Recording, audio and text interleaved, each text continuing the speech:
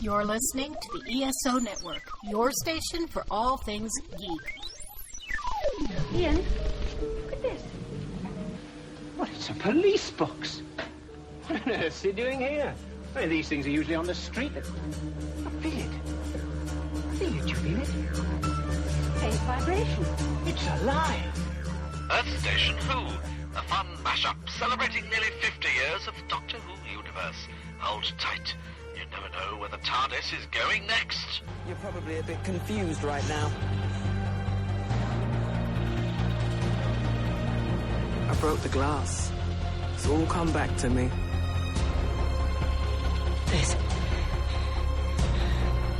What is this? That's my ship. What? Let me take it from the top. Hello, I'm the Doctor. I'm a traveller in space and time. And that thing buried down there is called a TARDIS. Time and relative dimension in space. You're gonna love this. Hey there, listeners. Welcome to another episode of the Earth Station Who podcast. That's right, Whovians. We are going back to the Tom Baker era, and we are going to be looking at the Leisure Hive. It's going to be very interesting to talk about this one. This is the beginning of Tom Baker's last season as the Doctor.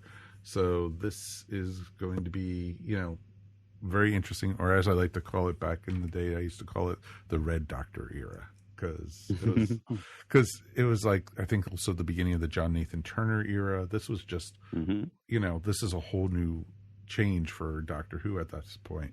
So as you could hear, we have a guest with us. Let's welcome Chuck with the show. Welcome, sir. Hey, thank you very much. And we had your lovely wife on last week. And yep, that's right. Now we are going to have you, we figured let's have the two felt nerdy people on, but separately, so it's kind of like the dating game. And we can ask you the same questions and see if you got the answers right. Oh, you're going to cause us problems. Well, of course. Of course.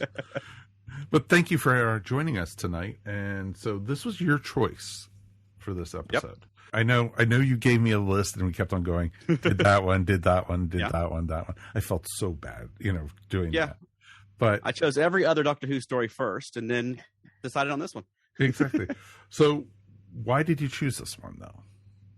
Well, it's fun, and it's interesting, and it's unique, and it's the beginning of a new era of Doctor Who, as well as the beginning of the end of another era in a way. So it's sort of sitting at a cusp on a period of Doctor Who history. I thought pretty interesting, and I think that there's a lot of stuff in this episode or this serial that carried over into the new Doctor Who series in 2005. Oh, I could see it. I definitely could see that. It was very interesting, and we'll get into that in a bit.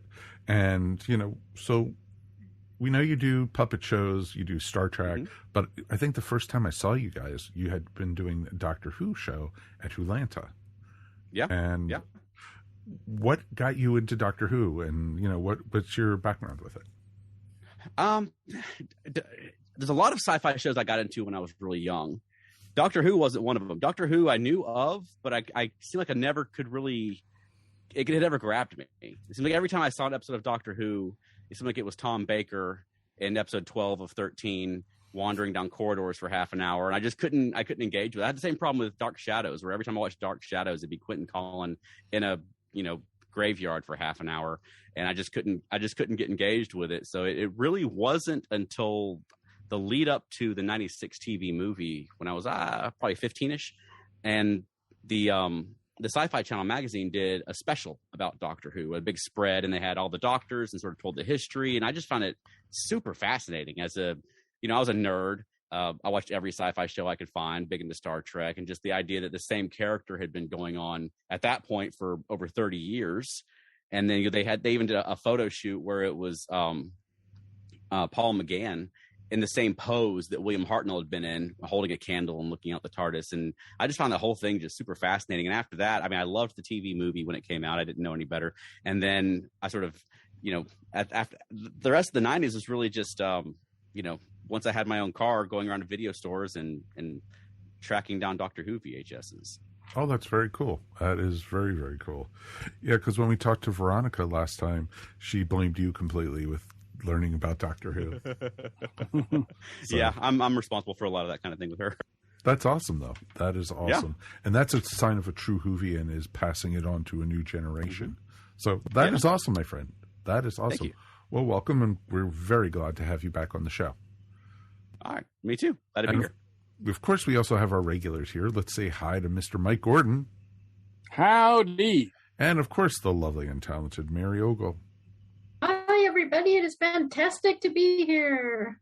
And, of course, we're very happy to have you guys here. So please write us feedback at earthstationwho.com. And if you ever get a chance, please subscribe to our show. We would really appreciate it. And if you ever feel, generous enough, please also, we have a Patreon. Please subscribe to it. And, you get nice swag. You get also the show early. And you also get a couple other bonuses up there. So join in with all the fun at the ESO Network Patreon. All you have to do is go to patreon.com/ESO Network. Definitely check us out. All right, folks, we have a lot to talk about tonight. There isn't really still any new Doctor Who news. San Diego Comic-Con came and went, and no word from Doctor Who, obviously. We were hoping maybe to, over the weekend at least, maybe get a trailer for the 60th anniversary stuff that's going on, or even the 100th BBC 100th anniversary special that's coming up in October, because I think any day we're going to get that, I have a feeling. So fingers crossed on that, and I was hoping maybe they would time it with San Diego to do that, but we'll see. And we definitely would love to find out what's going on, because rumor, even still, nobody has been saying anything about seeing Ncuti on set. Anything, even because, there's tons of videos of Catherine and David on set. There's all over YouTube. Just, type in Doctor Who 60th anniversary. You're going to get tons of it. People shooting with their phones, people, or, even some of the organizations that report on Doctor Who, showing filming. And basically, that's all we're getting right now. So it could be all a smokescreen by RTD. He could just say, hey, let's just take, David and Catherine and, really freak everyone out, and they not even appear in the episode.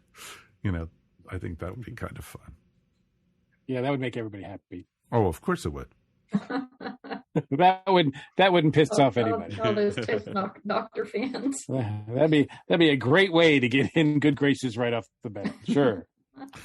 Well, it would be actually kind of, like it'd be a dream sequence or something, just do it that way. While he's... Ncuti got one, wakes up and then gets in the shower. Exactly. And Ncuti walks out, Yeah, it could work. It definitely could work. But, with the 60th anniversary coming this next year, quite a few cons are starting to announce their schedules and their guest list. And there's some pretty amazing, guests already. The big one, Gallifrey 1 in February over in Los Angeles, that's usually the largest Doctor Who convention in the United States, has already released their first round of guests, and a lot of classic series guests are coming already. Mikey, do you have the site up, and do you want to talk about it? Yeah, and one thing I found surprising is that usually Gallifrey 1 tickets passes go really fast, like within a day, if not a lot quicker. But there's still passes available. Yeah, I'm shocked by that. In its heyday, it would be sold out in like maybe 2 hours, 3 hours. They've had or less, like remember, Mary, when you and I went a couple of years ago. Yeah, it was. We were just lucky to get in there. Yeah. I think we got lucky to get in because I think the server crashed and we were able to get in with the second. Because they really limit the amount of people that they have attending the event, so it's usually very difficult. But right now, maybe a lot of people are waiting for guest announcements, and a few days ago, they made some announcements. They started with Colin Baker, Janet Fielding is also going to be there. Sophie Aldred, Wendy Padbury, who I would really excited to meet someday. Fraser Hines, Michael Troughton, Richard Price, Tony Lee, Paul Cornell, bunch of other folks. Those are like the big names, I think, right now. But there'll be more to come, obviously. That is awesome. Yep. It's definitely some names that I would love to go see. Like you said, Mike, Wendy Padbury and Fraser would be great to meet. And I'm sure they're going to have them up on a panel together. And I would think so, yeah. It would just be awesome to meet them. And, it would be great to see, Sophie again, because she was the first Doctor Who guest we actually interviewed officially as Earth Station 1 and Earth Station Who. Back at when it was not even Wholanta, it was Timegate back then. So that was pretty awesome. And you know what? I think it's kind of cool that, they have some great guests. Great to see Colin, great to see Janet. And, it's because Janet's going to be coming, and actually Sophie are going to be coming right off the 100th anniversary of BBC's, the Doctor Who episode. So it'd be awesome to see them get some opinions on that. So, but I do know that also there's going to be a big contingent of Doctor Who guests right now at Pensacon in, Pensacola, Florida. And that is actually February 24th to 26th. The weekend after Gallifrey. The weekend after Gallifrey. So, yep. Yeah. So it's pretty awesome that, they are, announce who they're announcing already, because they already have on their list. They have Chris Eccleston, Daffy Ashbrook, Paul McGann, Sophie Aldridge, Sylvester McCoy, Colin Baker, Nicola Bryant. So, that's pretty awesome, that they're, loading up. Yeah, it sounds like a lot of people are going from the West Coast and hitting Pensacola right before they go back to England. Well, you know what? There's worse places to go. Pensacola's right on the Gulf. And, I've been looking, if I'm going to go, I'm going to probably stay at a hotel right at the beach. So, maybe stay a day or two extra just to enjoy that. And you know what? I've never been to Pensacon. Mark Maddox goes every year, and he loves the show. And he raves about it. Exactly. How far is Pensacola from you, Mary? It's about 4 hours. Oh, wow. Okay. I didn't realize it was that far. Yep. Because it's only 5.5 for us, so it's almost. I know, almost the same. But I'm really happy to see that at least the Southeast is getting. I mean, there's Dragon Con, of course, which I think we'll talk about in a minute. But with no more Timegate, no more Wholanta, no more Con K. It's nice to see that some con is sort of picking up the Doctor Who slack on the Southeast here and giving us Doctor Who some fans some great guests that we can go and celebrate Doctor Who with. Oh, totally understand that. It's nice to see Doctor Who fandom being represented in the South, because even while the high days of Wholanta and Con K, there was also Hurricane Who, and there was other Doctor Who cons in Florida, but most of those have fallen by the sides also. And it's just interesting to see. And I don't know if that's a state of just fandom in Doctor Who right now, which we've talked about ad nauseum a lot on the show. But it's just real interesting to see that, the South really doesn't have a true Doctor Who convention anymore. So, it'd be great to be able to, take advantage of something like this with the 60th anniversary coming up. So it'd be very interesting to see, because I know like up north, there's still Long Island Who, and I think there's also Chicago TARDIS also. Yeah. Yeah. I think Gallifrey 1 and Chicago TARDIS are the ones that have been going on for a long time. And I don't see them disappearing anytime soon, but as far as the others, who knows? I think, I'm not sure, but I don't know. I think we're seeing a lot of, it's not just Doctor Who. I think we're seeing a lot of small cons go away, which is I think that was a trend that started pre-pandemic, but then once that lockdown happened, I think it just kind of killed a lot of them. No, I agree. So a lot of the smaller cons, especially in the Atlanta area, are going away, and I see that in other places as well, which is kind of sad. Exactly. So, you know what? I'm only hoping, here in Atlanta, we get, some Doctor Who guests for Dragon Con, because right now we're almost 30 days, before the con, and they're still making announcements big time. And, we're recording this right now. It's the 27th of July. And, as soon as we hit stop recording, they're going to make 5 different Doctor Who announcements, So I'm sure the only Doctor Who guests so far, they've had, they have a couple of people who've made minor appearances, but the big names, Arthur Darvill's the only one right now as of this date. And I don't know if he's there for more of because of Doctor Who or because of Legends of Tomorrow. So yeah, well, they announced him along with a couple of other people from Legends of Tomorrow. So right now there seems to be a big focus on DC properties, DC Warner Brothers properties, TV, movies, that kind of thing. So I don't know if that's a trend or, we'll see. Because like you said, there's going to be a lot more time to announce a lot more things. So. Oh, could that mean that Dragon Con might be getting The Rock? That would be pretty cool. I would not hold my breath on that. But you never know. You never know. I just thought that would be unfortunately, they did not make a huge presence at San Diego. So who knows where they're waiting to do things from. Oh, the presentation they had for Black Adam was amazing at San Diego. Outside of having The Rock come out in the outfit, they didn't really do much else. They didn't really announce anything. They had a trailer. That was about it. They certainly have a lot of properties that they didn't really support with panels or information or much of anything. So as a matter of fact, most of the sources I saw said that Warner Brothers / DC were some of the big losers of San Diego this year. No, could totally understand that. Marvel, which was, not even supposed to have a huge presence, probably stole the con again this year with all the announcements that they did. So pretty amazing with that.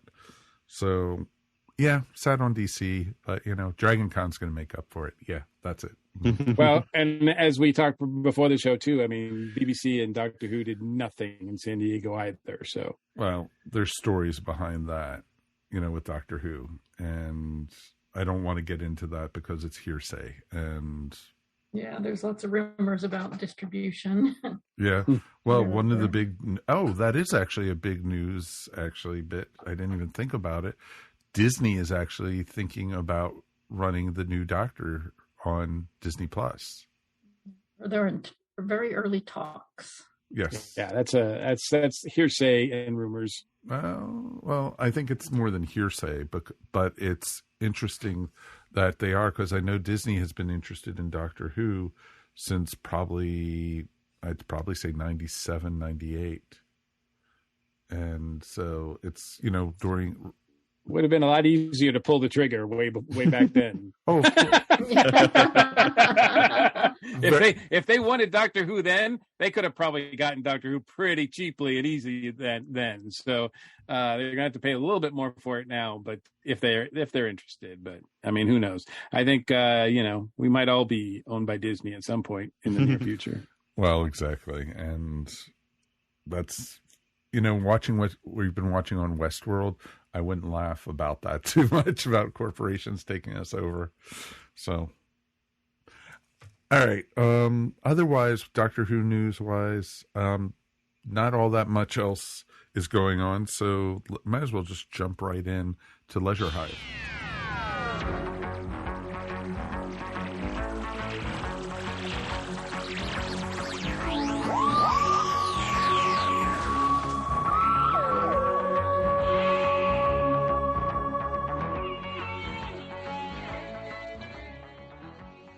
We are going back to the wilds of August 30th, 1980. Gosh, some of us might not even been here yet in 1980. Yeah, I was 4 months away. I was on the way. I wasn't here yet. Wow.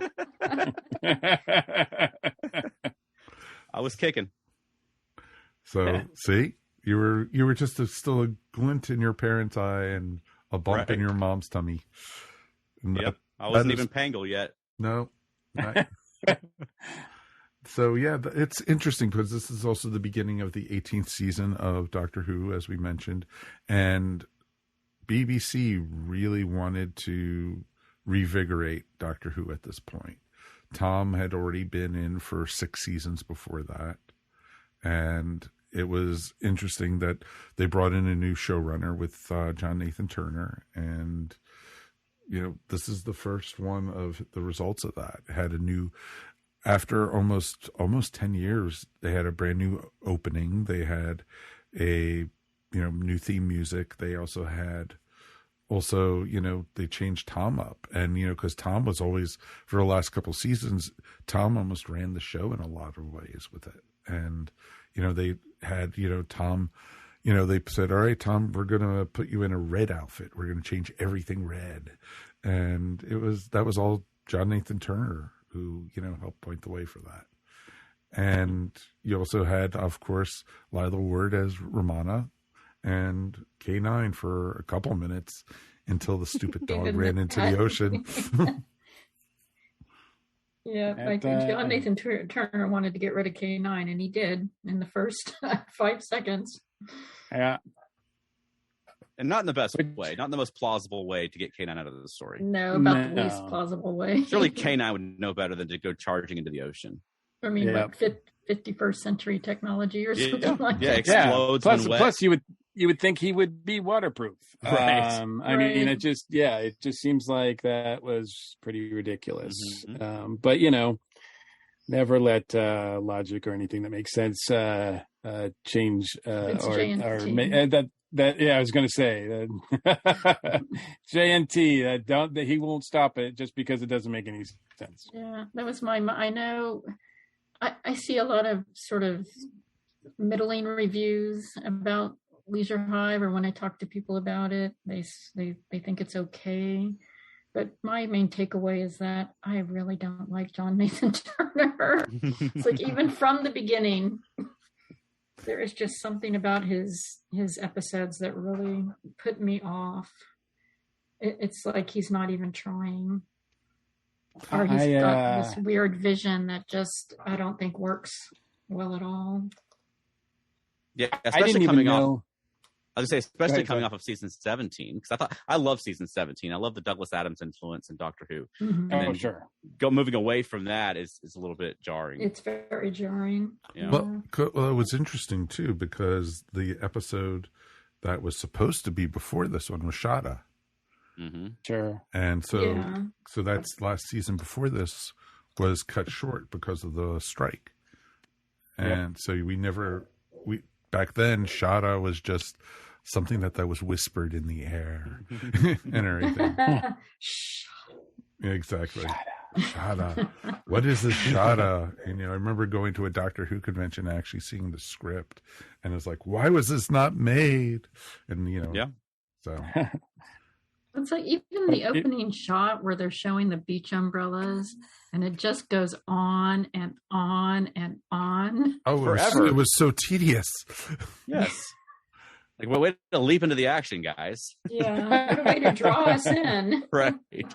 It would have been cool, though, if, they showed one of the tents and the TARDIS materialized inside of it, and you were able to see it materialize. Get stuck up and lifted up off the ground with the TARDIS.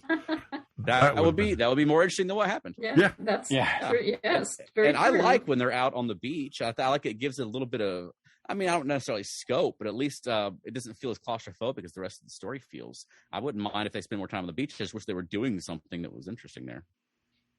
Yeah, the interaction between Lila and Tom is still, they're like an old married couple. Yeah. That's still kind of fun. Yeah, it wasn't as tense as it got later this season. No, we all know where it was heading, but wasn't quite there yet. I didn't know the first time I watched this, which was a few years ago, when I was doing my complete Tom Fourth Doctor watch. I didn't realize that this was the first foray into the JNT era. But I knew something was up. Because, so yeah, this is my second time watching it. And so I can... Something, when I watch this storyline, because it's happened twice now, when I watch this story, something odd happens that I can't say I've ever experienced watching Doctor Who again. This story makes my brain hurt. Like, I honestly get a headache after like the first episode of watching this, because there's a lot to like about it, and we'll talk about some of the things I do like. But let me just say outright, this just makes this plot, this story, this characters makes no sense. No, they're not even trying. No, they are not. You know, I watched the bonus material, and they were like, well, we wanted to make, you know, Doctor Who less silly because Douglas Adams made it too silly, so we wanted to dial that back. And I'm like, well, I'll take silly over like incomprehensible any day of the week. Over technobabble. Yeah. And oh yeah, that's the other thing. We're going to make the science real, and everything's going to make sense. And so we're using tachyons because that's a cool thing, right? And I'm like, I don't think you understand what that means, because that makes what you're doing with tachyons makes absolutely no sense. And every time I try to think about it, I get a headache. Every time I try to think about what's going on, I get a headache. Every time I'm like, this episode, this story causes me pain. Causes me physical pain, and I never want to watch it again. It's like they think, well, if we just use the word tachyon, that's sciencey, right? If we just say tachyon, then it's science.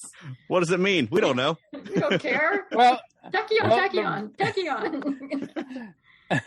The writer said that he looked it up or something, and it said like, oh, they don't really, you know, they can't really exist. And so he's like, well, then I can do whatever I want with them. And I'm like, that's not how science works. I mean, now granted, in this day and age, I understand there is a huge amount of the population that believe that's how science works, but that's not how science works.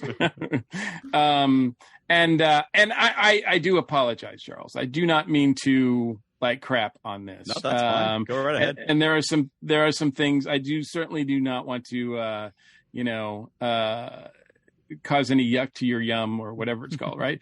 But because there are some things that I do like about this, but man, it is a slog for me to get through, and it really, like I said, it really hurts. I don't know. I can't explain it. I don't understand it. I thought it was a weird thing the first time it happened. I thought, well, maybe I was just tired or not having a bad day or something. But the first time I started watching this first episode of this series, I was like, ouch. Like, oh yeah, big time.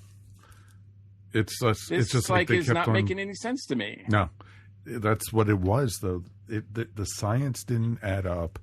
The whole storyline, they're faking, the scientists are faking the tachyon thing to try to save this race, and they didn't need to be saved anyway because they had the cloning machine instead. And it was just like, it felt like a Dr. Seuss book. Let's run into the booth and you'll come out with a star. And then or it'll make you older or younger, depending on what we need for the plot, even though it makes absolutely no sense whatsoever. Can we also set aside all of that for a second? Because like the title and the reason that they go there is because it's a leisurely place, right? It's a place where people go to for vacation, to relax or whatever. I never got that sense at all. Watching this, I'm like, man, this is a vacation destination. Like they kept showing the people playing. What was it, racquetball or something? Zero's Gravity Squash. That's it. Like it just like I didn't see anything else that was leisurely about this place at all. Like I was just like, this is like it's not even living up to the title. It's supposed to be a holiday complex and with a message of peace built in. And but yeah, it was just like, ooh. Now I will say that I did like the design and makeup of the Argolans. Yeah, me too. I thought that looked really cool. I even liked the little, the idea that every time as they're dying, like when a little bead falls off their head, like I thought that was kind of cool. They felt very but I thought they looked 5 to me. Yes. For some reason, the design. Yeah. Interesting. Which I liked. That. I liked that about it. I was thinking more the B-52s cool. with the haircuts and everything. Oh, yeah. Well, and also a Dr. Seuss, come to think of it. Oh, very much so. Yeah. I could see them in Whoville. Yeah. Absolutely. And outside of the really opening long tracking shot or whatever, I actually like the direction of this one. It feels more stylized. There's some really interesting framing going on with people in the forefront and the background and colors, the way that they work with colors. And I really did kind of like the direction of this overall. Like I said, that first shot is pretty, I don't know how he got away with that, but the rest of once they get to the planet and all the direction that takes place in there, I really did kind of like that. Yeah, and there's a long shot like that when you're first on the planet as well, sort of going across the laboratory area or whatever, where you hear the dialogue off camera before the camera arrives there. That I thought was nice too, and I like the reveal at the when that one guy is ripped open and there's a Formosi inside. I thought it was a little disjointed. That was cool. Yeah. That was cool. Yeah. Well, that shot when you discover the sort of mask in the closet and you see the mask in the forefront and the guy who's discovering it and sort of bathed in green light. And I love that visual. I thought it looked really cool. Yeah. And I like I guess I was kind of thinking on it too, in this time because you were joining us, Chuck. I thought they're not exactly puppets, but but there is some puppetry going on with the lizard folk, Pango, right? The Formosi. Is that what they're called? No, the Pango was the bad guy. Yeah. It's is it Formosi? I think it's Formosi. Yes. Yeah. And the way their eyes moved and the design of that and everything. I mean, I could tell it was a suit, sure, but I mean, I thought it actually looked pretty cool. Yeah, I thought the head is really cool. I think the body doesn't really work. It looks very costumey. But the head with those chameleon eyes that move around, I like those. And at least in the first couple of episodes, the director does a really good job at building up to the suspense of what these things look like. Yeah, when they're just a hand. Or you see their eyes or something like that. Yeah. You see the eyes, you see their hands, you see. Yeah, I think he's doing that because he knows the costumes are not that great. Sure. So he frames them in this other way, which is great. Which actually that part really works to help build up the suspense. I agree. Mm-hmm. Yeah. And I like. Unfortunately, go ahead.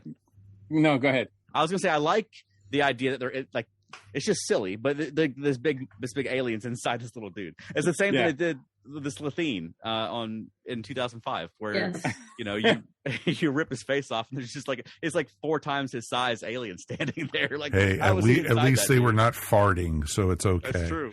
Yeah. That's true. That's true. Well, RTD has said he really likes Leisure Hive. I bet there's a lot of elements of this that show up in his Doctor Who stories. Like the planet from Midnight is very similar to this planet, where it's a hostile atmosphere, but a resort planet. And I mean that's very similar to the situation that's going on this planet. You got the Doctor getting old, which happens again in the RTD era. There's several things like that. I mean, I can see how maybe he liked this episode when he was young, and it stuck with him. Let's put a pin on that too. On the aging of the Doctor, makeup wise, looked amazing. Yes, and even Tom's sort of acting abilities to act old, I thought worked really well too. And I was like, man, I just wish we saw more of him. I don't feel like we really saw much of Tom or the Fourth Doctor in this. I just didn't. I felt like he was missing from the story a lot. It did. It felt like he was always behind the scenes, or he was actually in the background, which was weird because it was actually Romana in the forefront for a lot of this. Which I appreciated as well. I mean, she's amazing in this as a character. I mean, they give her plenty to do.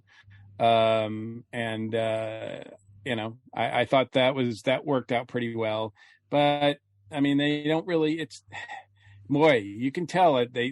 They opted not to go for silly, but instead they sucked all the fun out of it. Like, it didn't seem like there was any fun banter between Tom and Lala, like, I just thought, like, yeah, they're there, but I didn't really feel like well, they there's were a little cool bit in to the hang out with. beginning, but yeah, not like there was. No, like when they other were episodes. the only time I ever even felt it in this was when they were running from the guards, and they went through the 0G racquetball court or something. Oh, look at us, we're floating through the court. Oh, don't mind us, that type of thing. And it was just like, yeah, I mean, J&T really wanted Tom to tone it down, and in some ways I think Tom needed to tone it down, but yes. he I mean, they went too far. They kind of pulled him out of scenes and placed him in the background. Yeah. Some of the things that RTD wanted to do were not bad on their, like, as suggestions themselves, because I think things were the season before that. I think Graham Williams did get things were out of control. It just wasn't focused. They weren't really. I don't think there were a lot of great episodes that season, and things were kind of like at a point where it's like, we need to change things up a bit. And yeah, Tom's getting a little bit too silly at times, but to just sort of suck it all out, like, I was like, oh man, like, remove all the joy. We don't have to go from one pendulum side to the other. Like, we can go. There's a middle ground here. We can shoot for. Yeah. Yeah, exactly. And it's interesting too, because even Moffat took the old man doctor into the new series, because when we saw that in Christmastown. I think Tom still looks the best out of all of them as an old man. Oh, and that beard helps tremendously. Oh, having the beard to obscure his yeah. face helps a lot, but also his face just lends itself more to it. But the new way of doing it is putting a latex head. So when you're an old man, your head is larger than the actors' heads usually is, where they didn't have to do that with Tom. So I think it worked tremendously well. I don't think you could make Tom's head any larger than it was already. It had a hard enough time holding that ego in. Come on. Not at that point in time. I mean, he could barely get him through the door. Right. Yeah. And I love Tom. Tom is my favorite. He's my first. And yeah, this was a huge signal that there's going to be some rough times ahead for me, as far as Baker, his run, which is unfortunate. But another, speaking of Tom, and speaking of like like I said, the great shots. I love the shot where they trace his scarf to the dead body. I thought that was really fun, really well done. Like I said, there was a lot of directorial moments in this that I liked, and I do really like the theme song change. Okay. It was, at the time, when the first time I saw it when I was a kid, it was a shock, because the other one was the Time Tunnel was the only one I knew. Mm-hmm. Because that was, every time on PBS when I watched it, it was Tom, it was the end of Pertwee all the way up to Tom's era. And it was just like, six seasons worth. And it was just like, oh, and now this, they made it disco. Oh my God, I liked it, but then again, I like the whole like Mego Star Wars stuff and all that. So this was like right there. This is actually the first Doctor Who soundtrack, whatever you want to call it, because I got the single, the 45 of this song, of the theme, then, because I really enjoyed it, and I thought it was a nice upgrade to the opening credits. Oh, I didn't mind it, after I got used to it. Yeah, I thought the episode soundtrack was good too. Yes. Yeah. Agreed. I think some of it was a little too much. I think that's what also was causing my headache. Because there's a lot of music. Yeah. And so, Yeah, and it's not orchestral; it's electronic. Yep. And there were times where I was like, "Ooh, I don't know if we need this right now." But I could understand that, but it Yeah. was interesting too, because I know, to go back to the opening, James Webb Telescope just put out one of its first images about a week or two ago, and it looked like the opening to Doctor Who. Yeah. Because it showed all It really all the did. galaxies. Yeah, it looked a lot like it. And I was like, wait a minute, we saw this over almost 40 years ago. Right. Yeah, they haven't caught up with where the TARDIS has been yet. We're getting there, though. We're close. It's getting better. Yeah, it's pretty awesome. And overall, the bad guys were chewing up the scenery, and especially the younger bad guy. At first I didn't see that coming. When the first time I saw it, he was like the tour guide. He was the whole, and then he started going more maniacal and crazy, and it was just like more and more, and then until the final episode when they started cloning him, and it was just like, oh Jesus. Yeah, he's like a full-on Nazi dictator. I don't think you could see anything coming in this story. Like, it's just like, oh, now we'll do this, and now we'll do this, and now we'll do this, and it's like, oh man, like, yeah. There's on the bonus material, they talked to the script editor, I think, Chris Bidmead, right? And he mentions that John Nathan Turner, one of his weaknesses is story, but he didn't know it. Meaning John Nathan Turner didn't know it, and nobody could talk him out of it. So as much as he and at this time also, this is a return. Barry Letts returns to the franchise for a little while to sort of hold John's hand a little bit while he's being the new showrunner. And unfortunately, I don't think Barry does. There's nothing in here that I can recognize as being from Barry Letts. So I think he was just like, having tea going, just call me if you need me. And John Nathan Turner was like, I don't need you. Yeah, that doesn't surprise me Barry at was all. Barry was just like picking up a check, Right. like I'm just going to hang out and, pick up a check. I cannot see J&T taking advice from anybody, which, caused a lot of problems during his era.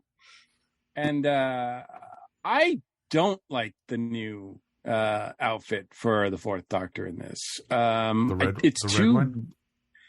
It's too like everything is one color. Like the hat and the coat and the scarf and everything he's wearing underneath all is just this like maroon or whatever, and it's like there's no color, there's no thing exciting, like it just kind of looks bland, I think. I don't mind. I think it's kind of a cool look.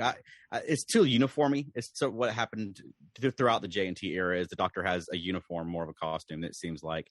I think if he had different variations on the outfit, I think having the red mixed in there wouldn't be as bad. But just having that for his era, I don't think works that well. I prefer I prefer his original scarf for one. Oh yeah, that's the one thing is like you're changing the scarf. Like I think that's where you start. You don't change the scarf, but then you maybe change up his look a little bit. But it didn't sort of make sense why he would have a new scarf color. Whatever. I mean, and it's just sort of weird too. The guy who wants to make things more serious is the guy who insists we have to put a question mark on his clothes. Well, he wanted to make it.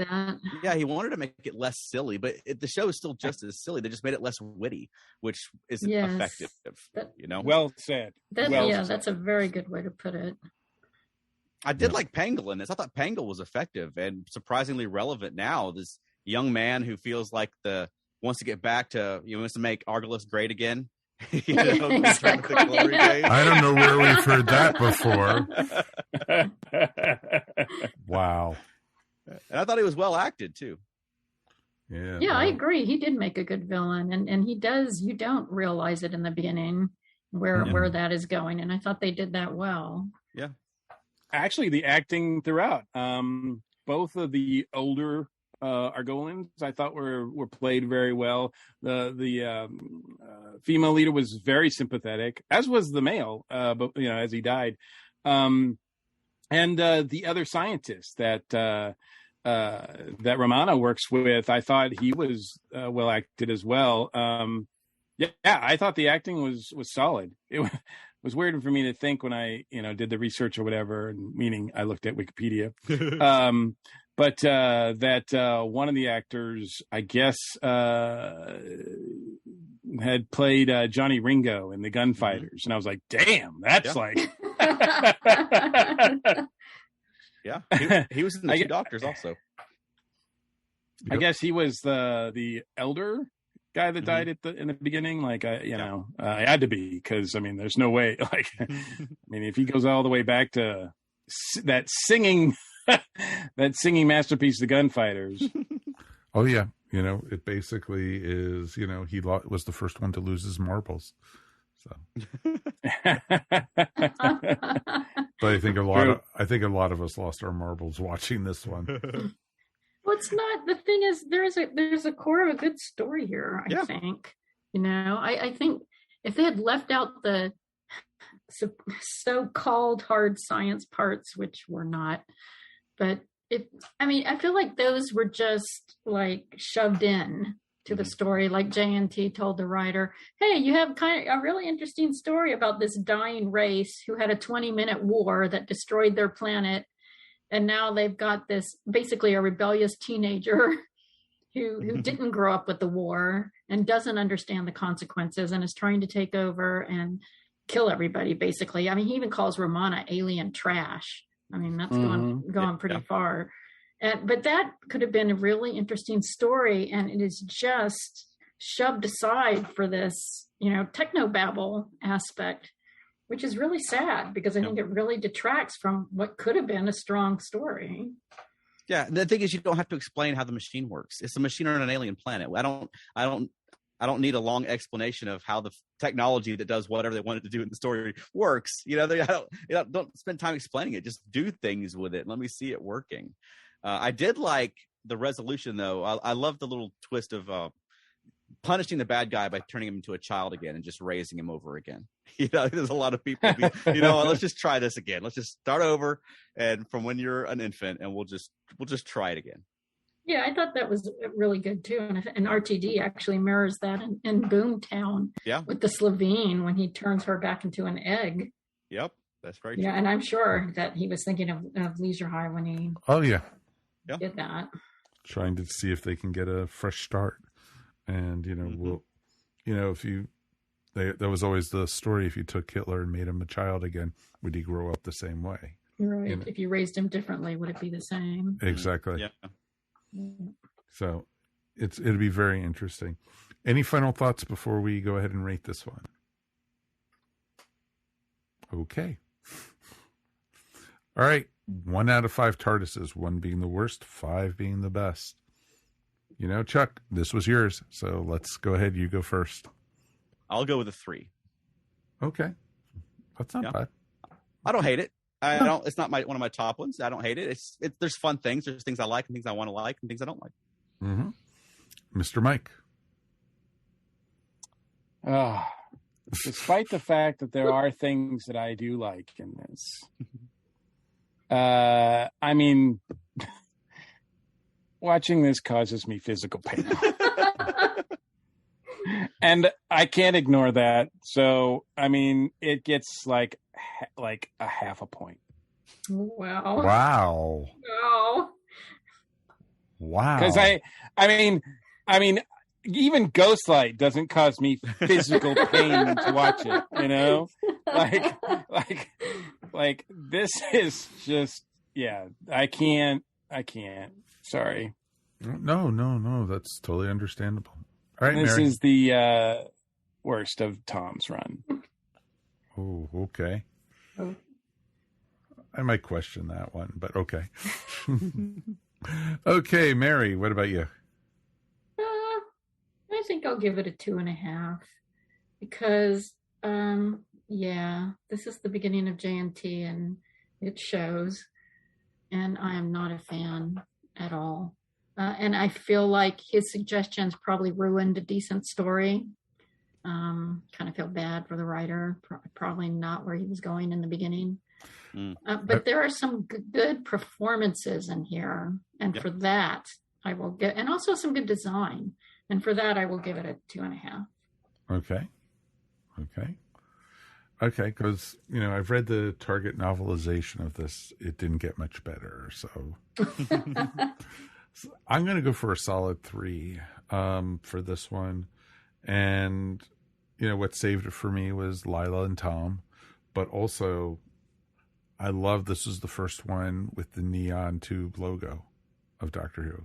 That's they changed out from the diamond logo for this, and it ushered in, because that logo stayed all the way through the Fifth Doctor era.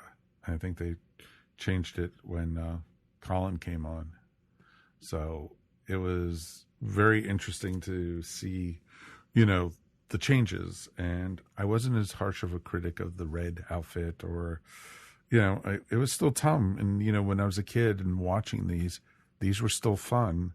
And it's like, hey, people have marbles dropping out of their head. That's pretty cool. So it was interesting. There was a lot of good chances for this story to take off. Didn't, but I enjoyed it, and enough to go, thank God there wasn't 5 episodes. I was like, oh man, I don't know if I would have made it. I would have had to call the EMTs or something. Hey, as bad as I have been and hugely critical of the Chris Chibnall era, he never caused me physical pain. Wow, you've brought up to compare this, both Chris Chibnall and Ghostlight Mike. Wow. Yeah. So that goes to show you just how severe it is. Wow. Okay, well, we know what episode not to come back to visit for Mike Gordon. So we definitely understand that. Well, that is going to wrap up this episode then for tonight. We definitely would love to hear from you guys at home. Feedback at earthstationwho.com. Definitely would love to hear your thoughts on this one. Did it cause you physical pain like Mike Gordon, or was it just okay? At least hopefully you weren't writhing on the floor and like, oh my God, make it stop. So it was interesting. All right. Well, thank you guys, everybody at home. Join us again in 2 weeks. We are going to be coming to you live. That's right. We are going to be doing Doctor Who Essentials on Facebook Live. And we are coming to you, it's going to be the 9th of August. So Tuesday night and at 8 p.m. Eastern. So join us. We'll put notices up and everything. And I think we might actually be playing around with StreamYard. We'll be stealing it from the folks at the DragonCon report. So I think, we'll be able to do chatting and everything. So it should be a ton of fun. Charles, thank you, though, so much for joining us tonight. Well, thank you for having me. Do you want to promote your stuff real quick? I do. Yeah, Felt Nerdy, we'll be doing 4 shows at DragonCon. We'll be doing a big Doctor Who show again this year. So if you can't wait for the 10th Doctor and the 13th Doctor to come back, they're both going to be at DragonCon. Just come to the Brit Track for our show, 8:30 on Sunday. We're also doing a very adult show on Saturday night that will be adult only. And that's not Doctor Who, right? That's not Doctor Who, no. Okay, I just wanted to make sure. And we'll be doing 2 other shows at the convention as well, and we'll be also in the late night puppet slam again. We're helping with the kids crafting hour. We'll be volunteering at one point at the puppetry merch table. We're going to be all over the place this year. So follow Felt Nerdy on Facebook or Twitter, and you can catch all the updates. And then with Earth Station Trek, we've been doing over the summer a series of live episodes going out on our Facebook group, Earth Station Trek, as well as YouTube, also going out as audio podcasts, getting some more interaction from our listeners, and we've had a lot of fun with it. So check out Earth Station Trek. If you like talking about Star Trek, come join in. That is awesome. That is really, really awesome. I can announce right now that it is official. There will be an Earth Station Who at DragonCon. We will have a panel. Awesome. So times and stuff are yet to be determined and which room, but I know it's going to be through the Brit Track, and I think we're going to be talking all about Jodie Whittaker's era as the Doctor. So we are going to be looking at Doctor 13. And I think we have... there's going to be an awful lot of bashing coming out. Talking about feeling, sick to your stomach. Not about Jodie. Yeah. No. But I think, Chuck, you and Veronica might be joining us for that one. Yeah. We're waiting to find out what the times are to make, because we've got a lot of things that we're booked at. But yeah, let us know. We would love to. And we both, I think, enjoy the Whittaker era more than you guys have. So we'll be that's not a high bar. That's not a high bar. Well, look at what episode of Doctor Who he picked for us to review. So there you go. I know, right? So there you go. And let's thank our regulars, of course. Mr. Mike, we made it through another one, my friend. I did, just barely. I did. I'm glad to hear that. And of course, me and Mike also have the DragonCon report, which is now out. Episode 7 is out. You can find it wherever fine podcasts are found, and we talk all about parties at DragonCon and events. So it's pretty cool, and we got a lot of great questions this time from the live studio audience. So it's pretty cool. And of course, Ms. Mary Ogle, thank you as always. Oh, thank you. It's always wonderful to be here. It is always great. And folks, Mary has a great Etsy store or a great website. Check her out. You want to give the addresses? Yep, you can visit me at maryogle.com or on Etsy at eVision Arts. Excellent. Folks, we will see you again in 2 weeks. We'll be live. And you know what? We're still trying to figure out what we're going to be doing for the rest of the downtime of Doctor Who. So if you guys have suggestions for us, please write us feedback@earthstationwho.com. We definitely would love to hear from you. You can find us wherever fine podcasts are found. Just look up Earth Station Who, or just subscribe. You're listening to us right now, obviously. So please listen. Thank you, everything. We will see you here next time. We do appreciate you. And let's go hop in the TARDIS and explore the galaxy. Peace, and we are done. Boom. Ta-da. Nailed it. Woohoo! You have been listening to Earth Station Who, a bi-weekly pop culture podcast dedicated to all things Doctor Who, featuring talent from across the universe. All topics on the show are the sole opinions of the individual and are used for entertainment value alone. You can subscribe to our podcast up on iTunes, Stitcher, or follow our blog at www.esopodcast.com. You can also follow us up on Facebook, Twitter, or Google+. If you enjoyed the show, please leave feedback up on iTunes.